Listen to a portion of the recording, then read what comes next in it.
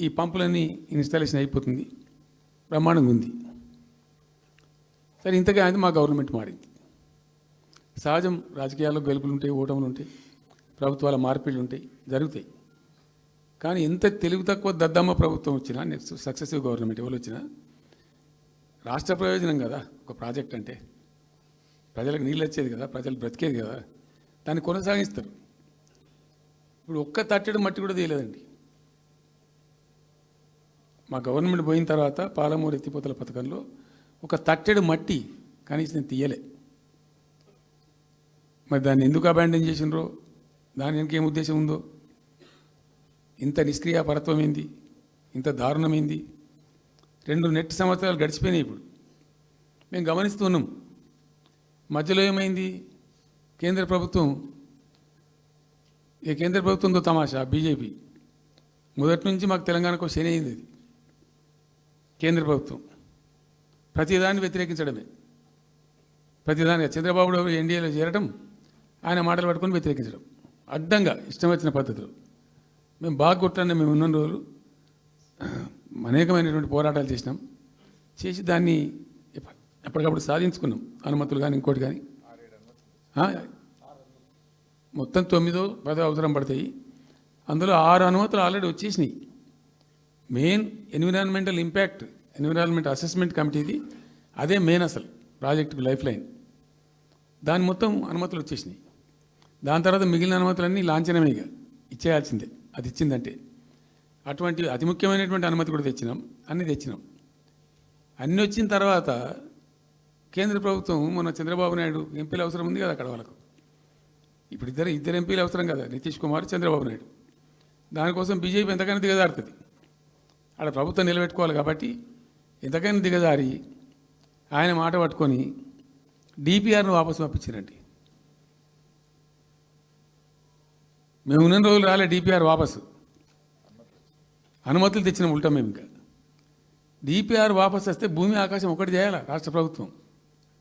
ఎంత లొల్లి చేయాలా, ఎంత హడావుడి చేయాలా.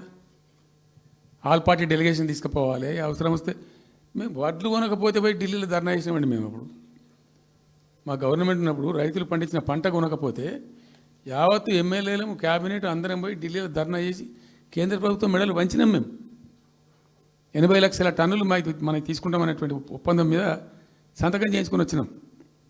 వడ్లు కొనిపించినాం ఎఫ్సిఐతోని. మామూలు వడ్లు కొనకపోతేనే మేము అంత అడావుడి చేసిపోయినాము.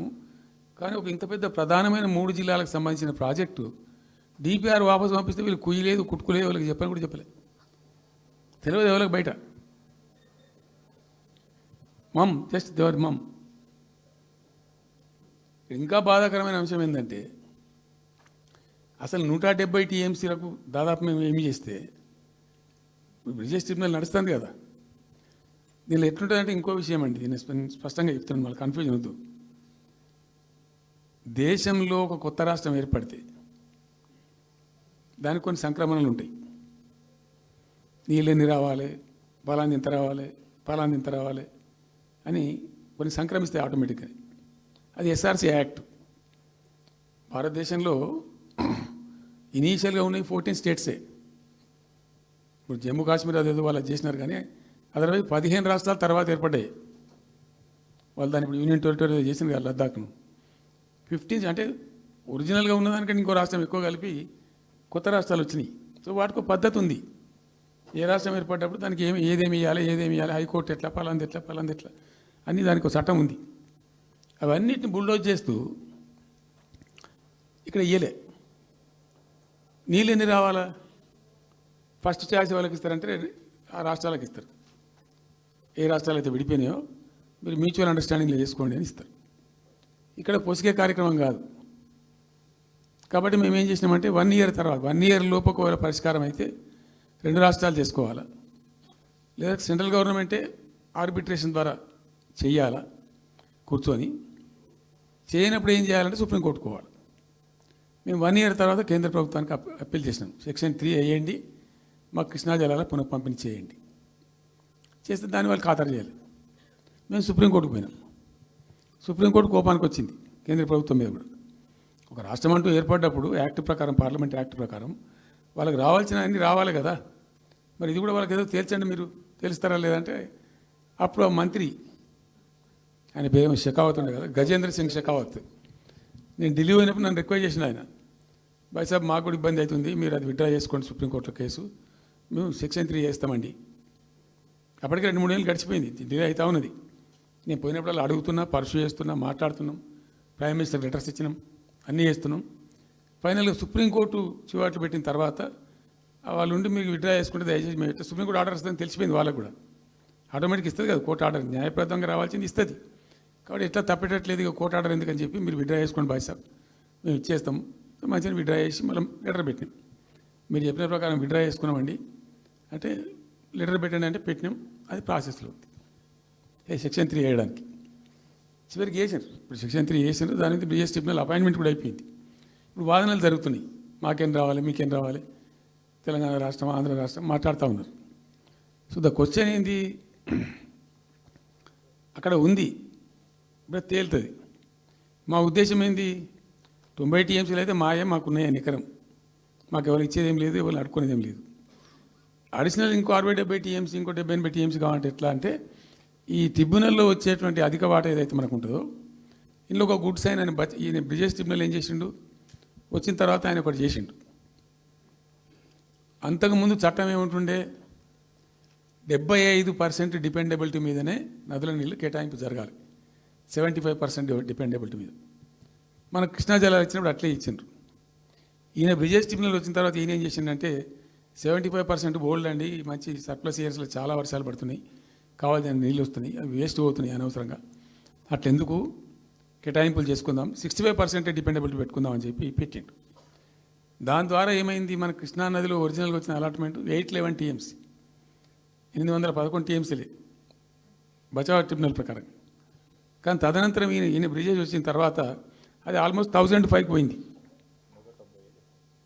ఇంకో 195 టీఎంసీ పెరిగింది. ఆ 10% యాడ్ చేసే వరకు పెరిగితే అలా మనకు కూడా ఆటోమేటిక్ వాటా వస్తుంది. ఇప్పుడు తేలుతుంది అది.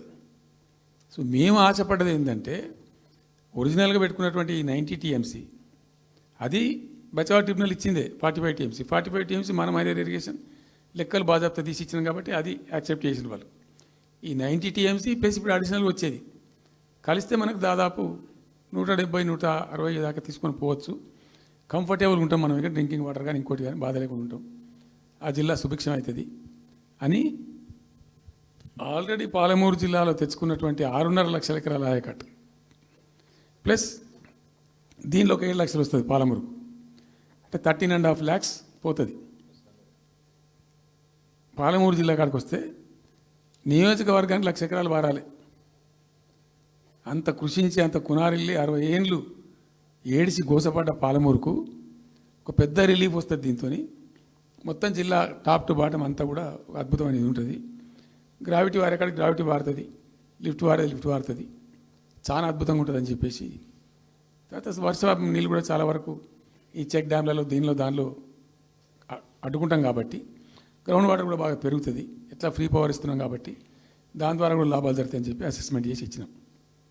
నిజంగా కూడా పాలమూరు ఒక టైంలో తెలంగాణ వచ్చిన తర్వాత 4-5 ఏళ్ళకి నేను పోతే, ఎందుకో పోయినాం, బస్సు యాత్ర చేస్తే చాలా అద్భుతంగా ఇక్కడికక్కడ వరికోత మిషన్లు, కళ్ళాలు, అంతకుముందు పాడుబడ్డ ఇల్లు కనిపించే పాలమూరులో నా కళ్ళతో నేనే చూసిన.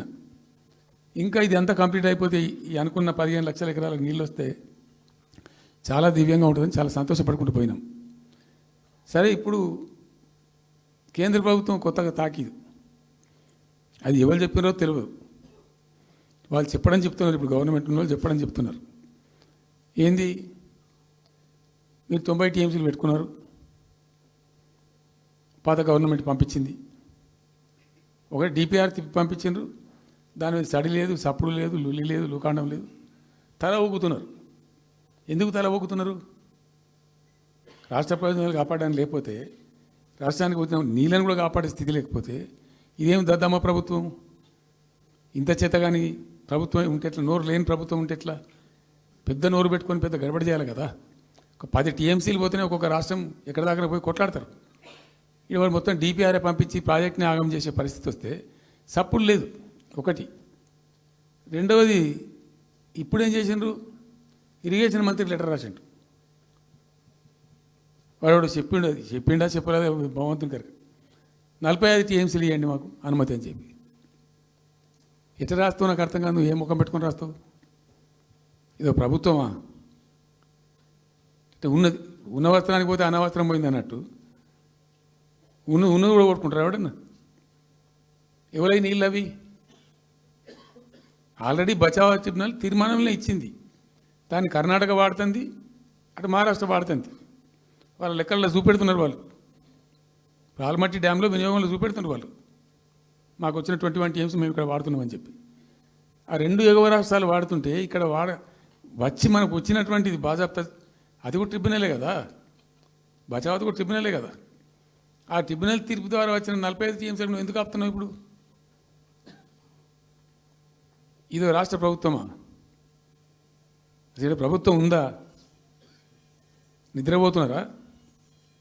ఇంతసేపు రియల్ ఎస్టేట్ దందా తప్ప ఇంకోటి లేదా? ఇల్టు భూములు ఎట్లా అమ్ముదాం, పల్టు భూములు ఎట్లా అమ్ముదాం, ఆ భూములు ఎట్లా దెబ్బ పెడదాం, ఇంకెంత కమిషన్ కొడదాం, ఇది తప్ప రాష్ట్ర ప్రయోజనాలు, నీళ్లు, రైతులు, మనుషులు లేరా? ప్రాజెక్టులు ఎందుకు 2 నెలల నుంచి ₹1 పెట్టలే?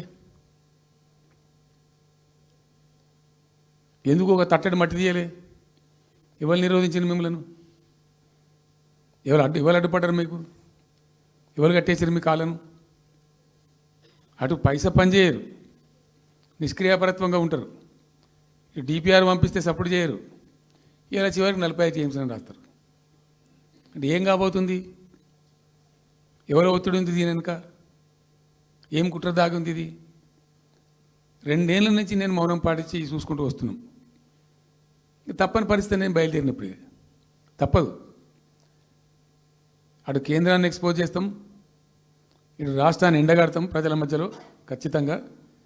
ఇలా మొత్తం విస్తారంగా మాట్లాడినాం, చర్చించినాం. చాలా పెద్ద ప్రజా ఉద్యమాన్ని శ్రీకారం చుడతాం. కంపల్సరీ పాలమూరు, రంగారెడ్డి, నల్లగొండ జిల్లాలలో గ్రామాన దానికి పోస్టర్ డిజైన్ అవుతుంది, కరపత్రం డిజైన్ అవుతుంది. ప్రజా ఉద్యమాలు చేస్తాం, పెద్ద బహిరంగ సభలు పెడతాం. నేను స్వయంగా అటెండ్ అవుతున్న బహిరంగ సభలకు. ప్రజాక్షేత్రంలో ఈ ప్రభుత్వం యొక్క నిష్క్రియాపరత్వాన్ని ఎండగడతాం. ఇప్పుడు వాయిస్ అయితే తెలంగాణకు, మరి తెలంగాణకు ఉన్న ప్రభుత్వం మాట్లాడకపోతే ఇంకెవరు మాట్లాడాలా? మాకు 2 బాధ్యతలని, ఒకటి తెలంగాణ తెచ్చిన పార్టీగా, రెండవది ప్రధాన ప్రతిపక్షంగా కూడా కంపల్సరీ మా డ్యూటీ మేము చేయాలి. అందుకోసం గాను వీళ్ళు ఏదో తమాషకు మేము అదొకటి ఇదొకటి అడ్డం పొడుగు మాట్లాడి, కిరికిరి మాటలు మాట్లాడి, ఈ కారు కూతలు కూసి ఏదో చేస్తామనుకుంటే నడవదిగా. ఈ ఏళ్ళ దాకా వేరే కథ, రేపటి నుంచి వేరే తోలు తీస్తాం ఎక్కడికక్కడ. ప్రజలు ఖచ్చితంగా ఎక్కడికక్కడ నిలబెట్టే ప్రయత్నం చేస్తాం. అడుగున చెక్ చేస్తాం, ప్రతి విషయంలో చెక్ చేస్తాం. Sufficient time we have given. మేము తొందరపడి మేము ఎందుకు కన్నెర్రి అయ్యి మా ప్రభుత్వం పోయింది వీళ్ళు వచ్చింది అనేటువంటి ఒక పిచ్చి అయ్యి అట్లా మేము చేయలే, అటువంటి వాడికి పోలే. ఇష్యూల మీద పోరాడుతున్నాం, ఒకే ఫీజు రియంబర్స్ మీద పోరాడుతున్నాం, ఇంకోటి పోరాడుతున్నాం. రకరకాల భూదందాల మీద, దోపిడీ మీద, చెర్ల మీద పోరాడుతున్నాం. పార్టీ కొట్లాడుతున్నది, తప్పదు కాబట్టి కొట్లాడుతాం. ఇప్పుడు మొత్తం మొదటికే ముప్పొచ్చే పరిస్థితి ఉంది. అటు గోదావరి మీద అరాకిరి చేసి చంద్రబాబు నాయుడు, ఏపీ ప్రభుత్వం నల్లమల సాగరు, ఈ సాగరు, ఆ సాగరు, అటు గోదావరి దోపిడీ జరుగుతూ ఉంటే దాని మీద సప్పులు లేదు. ఇటు కృష్ణలో ఇంత ఘోరంగా పాలమూరు ఎత్తిపోతల మీద దీని మీద సప్పులు లేదు. మరి ఎవరి ప్రయోజనాల కోసం ఉన్నట్టు రాష్ట్ర ప్రభుత్వం? ఏం చేయడానికి ఉన్నట్టు? ఏం జరుగుతున్నట్టు రాష్ట్రంలో? కాబట్టి ఎట్టి పరిస్థితుల్లో నేనే స్వయంగా రంగంలో దిగాలనుకున్నా. దిగినాం. ఈరోజు డిసిషన్ అయిపోయింది. 2-3 రోజులలో, 2-3-4 రోజులలో, రాబోయే 3-4 డేస్లో ఆయా జిల్లాల నాయకులతో సమావేశమై ఖచ్చితంగా చాలా పెద్ద ఎత్తున అక్కడ గ్రామానికి డప్పు కొడతాం, మొత్తం సభలు పెడతాం, కవులు, గాయకులు, కళాకారులు అందరినీ తట్టి లేపుతాం. మీ పత్రికా విలేకరులను కూడా రిక్వెస్ట్ చేస్తాం. అక్కడ జరిగే అన్యాయాన్ని, ప్రజలకు జరిగేటువంటి అన్యాయాన్ని, ఈ జలదోపిని అరికట్టాలని ఈ కేంద్ర ప్రభుత్వం అవలంబిస్తున్న విధానాన్ని కూడా తప్పకుండా చేస్తాం. ఇన్ని రోజులు ఒక రకంగా పోయినాం, కానీ తప్పేటట్లేదు. ఇప్పుడు ఎవరితోనైనా సరే కొట్లాడతాం, తెలంగాణ కోసం భయపడం, యాందాకాని పోతాం, ఈ కొండ మీద గోపైనా సరే కొట్లాడతాం, తప్ప ఇడిచిపెట్టాం. ఇక్కడ ఏమి ముఖాలు చూసేది కానీ ఇంకోటి కానీ నైసిటీస్ ఏమి లేవు. There is no nicety at all. Will fight, డెఫినెట్గా ఫైట్ చేస్తాం. ఎందుకంటే రక్షించుకోవాలి, రాష్ట్రం యొక్క హక్కులు రక్షించుకోవాలి, నీళ్లు రక్షించుకోవాలి, రాష్ట్ర ప్రజల ప్రయోజనాలు రక్షించుకోవాలి. ఈ విధంగా ఇప్పుడు మా కళ్ళ ముందే జరిగినటువంటి దీనిలో ఈ దుర్మార్గంలో ఎట్లా మౌనం పాటిస్తాడు కేసీఆర్? ఎందుకు మౌనంగా ఉంటాం? ఎవరి కోసం ఉంటాం? ఎందుకోసం ఉండాలి? కాబట్టి అరాకిరి ముచ్చట్లు కావు. ఇష్టం వచ్చినట్టు మాట్లాడి, ఇష్టం వచ్చినట్టు ఆల్తు ఫాల్తు కూతలు కూసి ఏదో చేస్తామంటే అది జరిగేది కాదు, జరగనీయం.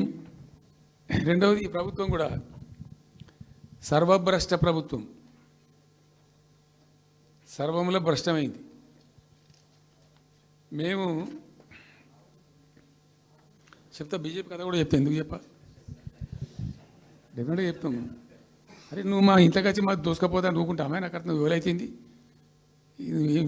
ఏమైనా ఉండొచ్చు కాక, ఏమైనా ఉండకపోవచ్చు కాక, నీ చేపెట్టి పైసలు కూర్చుకుంటా అంటే ఊకుంటామా? సాధారణ కాడికైతే కొట్లాడతాం కదా. యాక్చువల్లీ ఒక పద్ధతిలో ఈ రాష్ట్రం ఒక క్రమ పద్ధతిలో మంచిగా ముందుకు పోతూ ఉంటుంది. సంక్షేమం విషయంలో కానీ, అభివృద్ధి విషయంలో కానీ, పారిశ్రామికీకరణలో కానీ, ఐటీ రంగంలో కానీ, క్రైమ్ తగ్గించడంలో కానీ, లా అండ్ ఆర్డర్ మెయింటైన్ చేయడంలో కానీ ఒక మంచి పద్ధతిలో పోతూ ఉంది. ఇవాళ ఏందండి, జంట నగరాలలో పట్టభాగాలు నడి రోడ్డు మీద హత్యలు జరుగుతున్నాయి. అడిగే దిక్కు లేదు. మానభంగాలు జరుగుతున్నాయి, రేపులు జరుగుతున్నాయి. ఎన్సీఆర్బీ రిపోర్ట్ ప్రకారంగా 20% క్రైమ్ రేట్ పెరిగింది తెలంగాణలో. పీస్ఫుల్ స్టేట్ ఉండే, ఫ్రెండ్లీ పోలీసింగ్ ఉండే, అవన్నీ ముఖ్యమైపోతున్నాయి ఇవాళ తెలంగాణలో. చూస్తున్నాం మేము, మనం పాటించడానికి చూసుకుంటూ, గమనించుకుంటూ, రికార్డు చేసుకుంటూ అని చర్చ చేస్తున్నాం. ఎప్పటికప్పుడు పెరిగిపోయినాయి. వాగ్దానాలు ఏంటంటే వీళ్ళు చేసినాయి. మంచిగా ఉన్న ప్రజలను, మాకు ఓటేసే ఉద్దేశంలో ఉన్న ప్రజలను పచ్చి అబద్ధాలు టెంప్ట్ చేసి, మోసం చేసి, ఈ రాష్ట్ర ప్రజానీకాన్ని మోసం చేసి, దొంగ మాటలు చెప్పి, మాయ మాటలు చెప్పి, అర్రాస్ పాటలు వాడినట్టు వాడినండి, వేలం పాట వాడినట్టు. కేసీఆర్ 10,000 ఇస్తాడు రైతు బంధుకు, మేము 15,000 ఇస్తాం. మహిళలకు 2,500 ఇస్తాం. కేసీఆర్ కళ్యాణ లక్ష్మి ₹1,00,000 ఇస్తాడు, మేము తులం బంగారం కల్పిస్తాం. మీరు పెళ్లిళ్ళు చేసుకోకుండా ఆపుండ్రి. ఇదే ప్రభుత్వం మీరు చెప్పినటువంటి మాటలు, పెళ్లిళ్ళు చేసుకుంటూ ఆగిపోండి, మీరు నవంబర్లో వేసుకునే బదులు డిసెంబర్లో వేసుకుంటే తులం బంగారం కూడా వస్తుంది. ఉపన్యాసాలలో చెప్పినండి, మా ఉన్నాయి ఆ క్యాసెట్లని. ఇంకేం చెప్పిండ్రు? పెన్షన్ తీసుకునే ముసలి ఎవరైతున్నారో నవంబర్లో తీసుకోకుండా డిసెంబర్లో 4,000 వస్తుంది. తెల్లారే ఇంకేం మాట్లాడిండ్రు? ఏంటిది అది? 2 లక్షల రుణమాఫీ అని నరికిండ్రు. ఉరుకుండ్రి బ్యాంకుల పంట పోయి జల్దీ తెచ్చుకోండి. ఇక ఒక్కటి కాదు, అట్లా అర్రాస్ పడవాడినట్టే. చివరికి విద్యార్థులకు, పాపం పేద విద్యార్థులకు ఇండియా ఒక స్కూటీలు కాదా బాబు, చాలా ఉన్నాయి.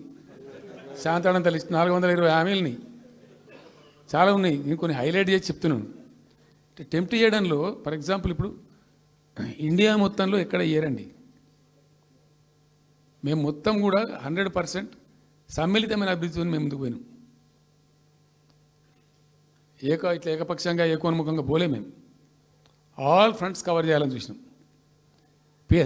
పేద పిల్లలు ఉంటారు, వాళ్ళకి పాపం విదేశీ విద్య లేక సీట్ వస్తుంది, చదువుకోవాలని ఆశపడతారు, పోలేరు. వ్యక్తిగతంగా మమ్మల్ని అంటే మేము పార్టీగతంగానో వ్యక్తిగతంగానో చేసేది కొంతమేరకు. పాలసీగానే ఎందుకు చేయకూడదని చెప్పి ఆలోచించి 20 లక్షల రూపాయలు ఇచ్చింది. ఎస్సీ ఎస్టీ పిల్లలు పోతే వాళ్ళకి అంబేద్కర్ పేరు అని పెట్టినాం. బీసీ అమ్మాయిలు పోతే వాళ్ళకు జ్యోతిబా పూలే అని పేరు పెట్టినాం. రకరకాలుగా మొత్తం మీద వాళ్ళకి 20 లక్షల రూపాయలు ఇచ్చినాం. అంటే ఎట్లాంటి ఇష్టం వచ్చినట్టు అది కూడా పెంచుతాం. కేసీఆర్ 10 లక్షలు ఇస్తే మేము 12 లక్షలు ఇస్తాం దళిత బంధు. ఇట్లా ఎన్నండి ఇష్టం వచ్చిన అంటే నోటికి మొక్కాలిగా. అది కూడా 100 రోజుల లోపలనే ఇస్తాం.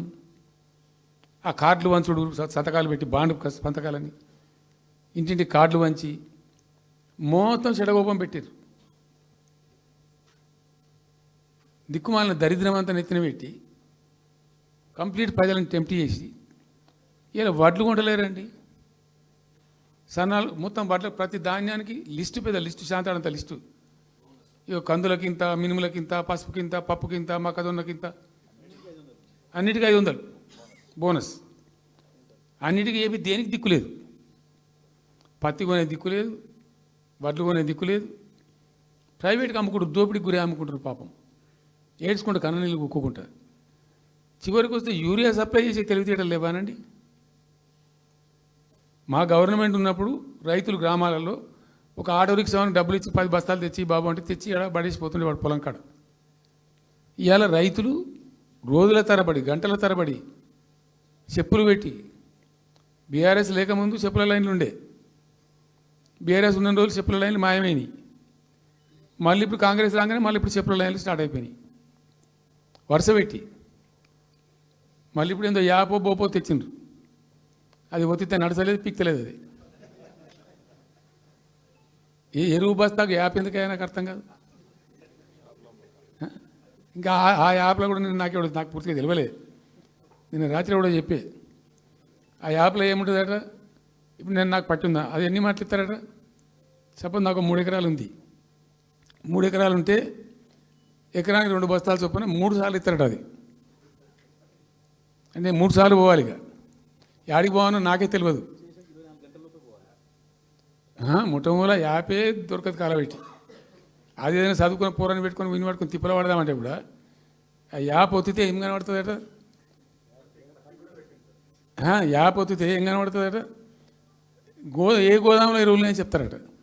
అంటే ఇలా గజ్వేల్లో చెప్తారు, రేపు సిద్దిపేటలో చెప్తారు, ఎల్లుండి సిరిసిల్లలో చెప్తారు. ఏ గోదాం పోవాలి, ఎటు పోవాలి. ఇంతకన్నా జోక్ ఉంటుందా. రైతులకు మండల కేంద్రంలో ఎరువుల దుకాణం ఉంటుంది, తప్పితే వాళ్ళ తాలూకా కేంద్రంలో ఉంటుంది ఎక్కువ. ఆడ సావుకారు ఉంటాడు, ఇచ్చేటోడు ఉంటాడు, అప్పిచ్చేటోడు ఉంటాడు. మనం బాగా విస్తరించినామా. నేను ఏమంటున్నానంటే 7,100 కొనుగోలు కేంద్రాలు పెట్టినాం కదా, వాళ్ళ ఊళ్ళో పోయి కొన్నాం కదా. ధాన్యం నెత్తిన పెట్టుకుని వాళ్ళ అంగడికి వచ్చి ఈ మార్కెట్ అప్పుడు తిరుగుడే బంద్ చేసినాం కదా. అసలు రైతు సెంట్రిక్గానే మన పరిపాలన ఉండే కదా కంప్లీట్గా. అని మొత్తం సాప్ పట్టేసారు. ఇప్పుడు అరాస్ పాటలు వాడి 2 సార్లు రైతు బంద్ కొట్టిండ్రు. పెన్షన్ 4,000 ఇస్తామని 2 నెలల పెన్షన్ కొట్టిండ్రు. చాలా భయంకరమైనటువంటి పరిస్థితి తీసుకొచ్చింది రాష్ట్రంలో. ఇంత దిక్కుమాలిన కథ. నిరుద్యోగ భృతి ఇస్తాము, ఇవాళ మొక్కాల ఎన్ని అసలు హామీలు. నిరుద్యోగ భృతి ఇస్తాము, తోకా ఇస్తాము, నోటిఫికేషన్లు ఇస్తాము, జాబ్ క్యాలెండర్లు ఇస్తాము, విద్యా భరోసా కార్డు. ఇక వాడు చూసి చోట అడ్డం పడి అయితే ఓటేసారు జనం. ఇప్పుడు జరిగింది ఏంది, టెంప్ట్ అయిపోయినారు. ఏమైందంటే యాక్చువల్లీ ఫ్యాక్ట్ ఏంటంటే ఇదే తెలంగాణ భవన్లో ఎన్నికలకు పోతున్నాం 2014. ఎన్నికల కమిటీ, హామీల కమిటీ ఒకటి ఉండే, మేనిఫెస్టో కమిటీ. అది రాస్తాను. దానిలోకి 2-3 రిటైర్డ్ ఐఏఎస్ అధికారులు కూడా ఉండేటప్పుడు ఒక సందర్భం వస్తే నేను అడిగిన, అసలు మనం పెన్షన్ ఎందుకు ఇస్తాం ప్రజలకు? Why do you give pensions at all? ఎందుకు ఇవ్వాలి అసలు? దానికి ఒక పరమార్థమో పర్పస్ ఉందా? అగాధం పట్టుకొని ఇట్లా పంచిపెట్టుడా ఏంది అసలు? మీ ఉద్దేశం ఏంటి సార్ అన్నారు. అనుకోకుండా దురదృష్టవశాత్తు కొందరు డెస్టిట్యూట్స్ అవుతారు, కొందరు ఫిజికల్ హ్యాండిక్యాప్డ్ అవుతారు.